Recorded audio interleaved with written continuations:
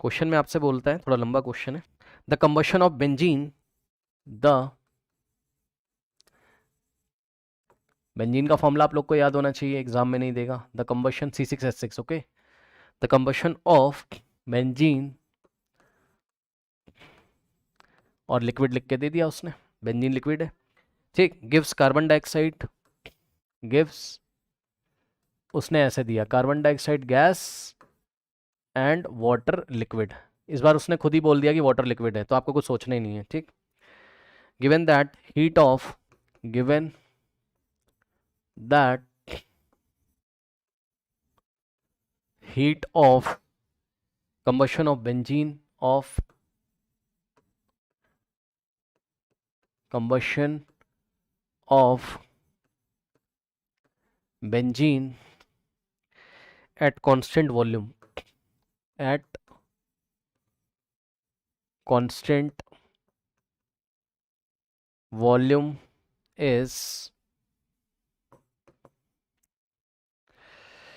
minus 3.9 kilo joule, है ना, per mole.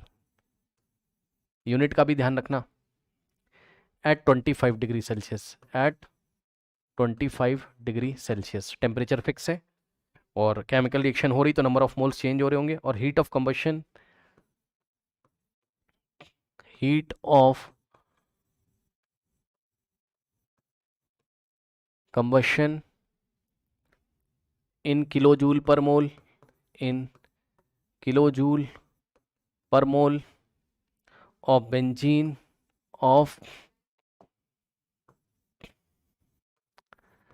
Benzene at constant pressure,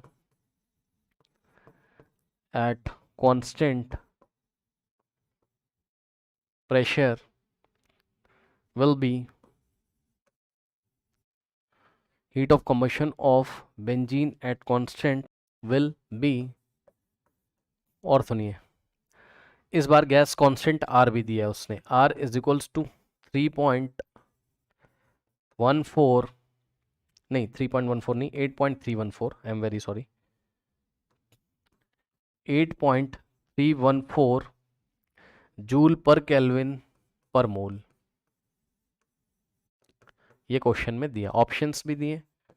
option A is 4152.6, option B is -452.6, option C is 3260, and option D is -3267.6। ठीक, अब सुनिए मेरी बात को ध्यान से।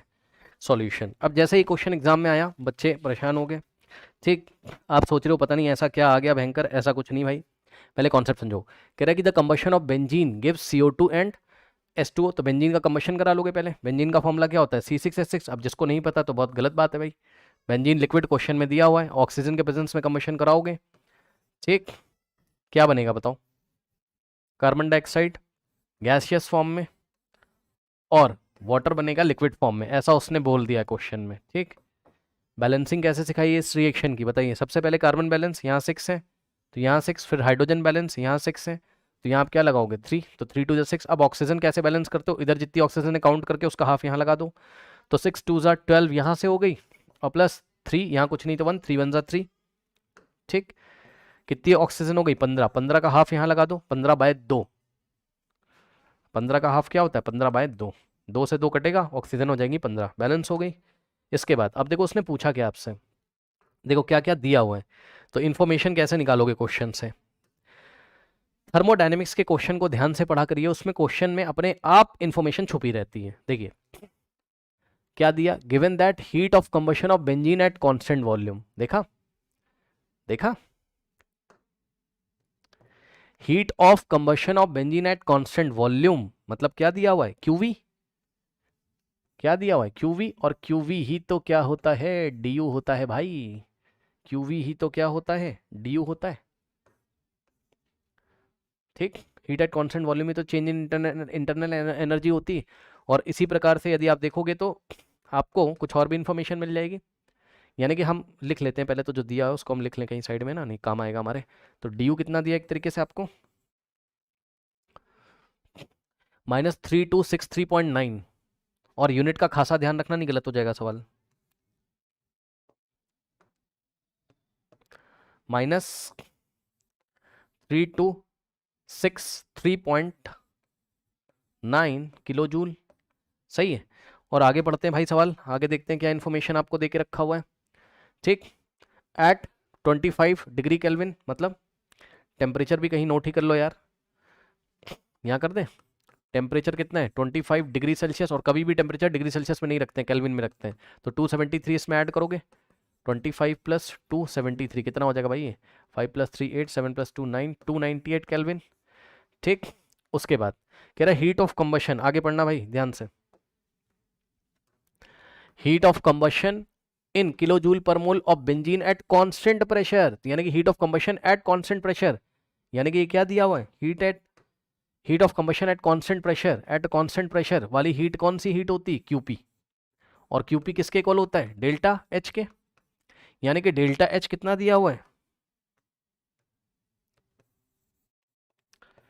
डेल्टा एच कितना दिया हुआ है। अच्छा मैंने लिखा ही नहीं है, heat of combustion of benzene at constant pressure will be, अच्छा पूछा हुआ है ये पूछा हुआ है, कोई बात नहीं, ये पूछा हुआ है। ठीक, तो और डेल्टा एनजी तुम निकाल सकते हो। डेल्टा एनजी क्या होता है, number of moles of gas off product, तो गैस प्रोडक्ट में कितनी गैस है, कार्बन डाइऑक्साइड, तो इसके 6 मोल है, और माइनस रिएक्टेंट साइड में कितनी गैस है, कौन सी गैस, ऑक्सीजन, ऑक्सीजन के 15/2 मोल है। इसको सॉल्व कर लो, क्या जगह 2 6 12, 12 - 15/2 = -2 -3/2, सही है। तो डेल्टा एनजी कितना आ जाएगा, -3/2, सही है। अब फॉर्मूला कौन सा लगेगा बताओ, फॉर्मूला लगेगा आपका delta H minus delta U बराबर delta N G R T, सही है। और सुनो, इस माइनस डी यू को उधर भेजोगे तो, क्योंकि डेल्टा एच निकालना है आपको, पढ़ लो ना, heat of combustion at constant pressure आपको डी एच निकालना है। ठीक, डी एच आपको निकालना है, तो डी एच बराबर ये डी यू उधर जाएगा, सो डी यू और plus delta N G R T, सही है। अब सुनना मेरी बात ध्यान से, डी यू का यूनिट क्या है, डी यू का यूनिट क्या है बताओ, किलो जूल में। तो थोड़ा अंदाज़ा भाई आप भी लगा लीजिए, जब आप आर की वैल्यू को रखोगे, गैस कॉन्स्टेंट आर की वैल्यू उसने भाई जूल में दी हुई है, तो इसको किलो जूल में करने के लिए कैसे करोगे, इसको 1000 से डिवाइड करोगे, यानी कि 10⁻³ से मल्टीप्लाई करोगे। तो जो आर हम लोग को रखना है वो रखना पड़ेगा क्या, 8.314 इंटू, सुन लो 1000 से डिवाइड कर रहा हूँ, यानी कि 10⁻³ से मल्टीप्लाई करूंगा, 1000 से मल्टीप्लाई करते ही ये जूल किस में चेंज हो जाएगा, किलो जूल में। सो किलो जूल, ठीक, पर केल्विन पर मोल, पर केल्विन पर मोल।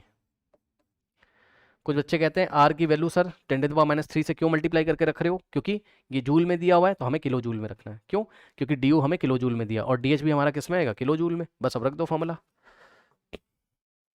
वैल्यू रख दीजिए,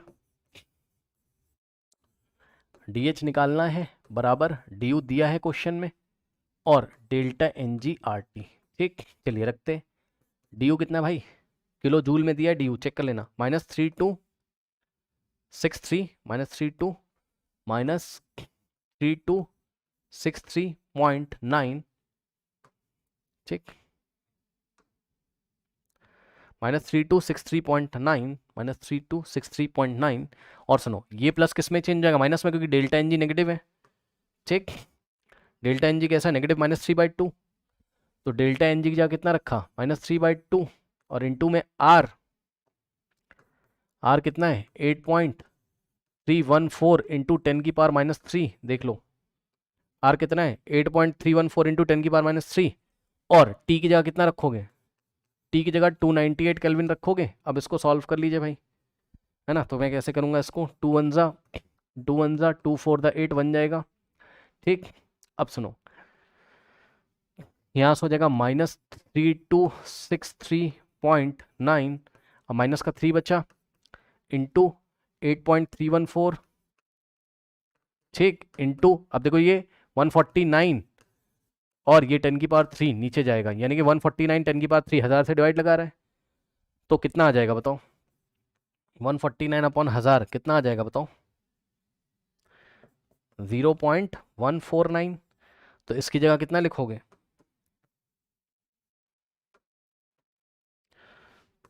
0.149। सही है। अब कैलकुलेटर से तो नहीं आपको करना है, मैं कर सकता हूँ, खुद से सॉल्व करके देखना। इन सबको मल्टीप्लाई करो, कितना आ रहा है? 0.149 माइनस 3.716358। ठीक, तो इन दोनों को ऐड कर दीजिए, माइनस माइनस प्लस, आंसर आएगा माइनस में, ऐड कर दो। 3263.9 प्लस 3.71635 कितना आएगा? अरे यार ये तो 10 की पावर में चला गया। चलो हम लोग इधर ही ऐड कर लेते हैं साइड में, छोड़ो, छोटा कैलकुलेटर है इसका। 3263.9 में हमको ऐड करना है क्या?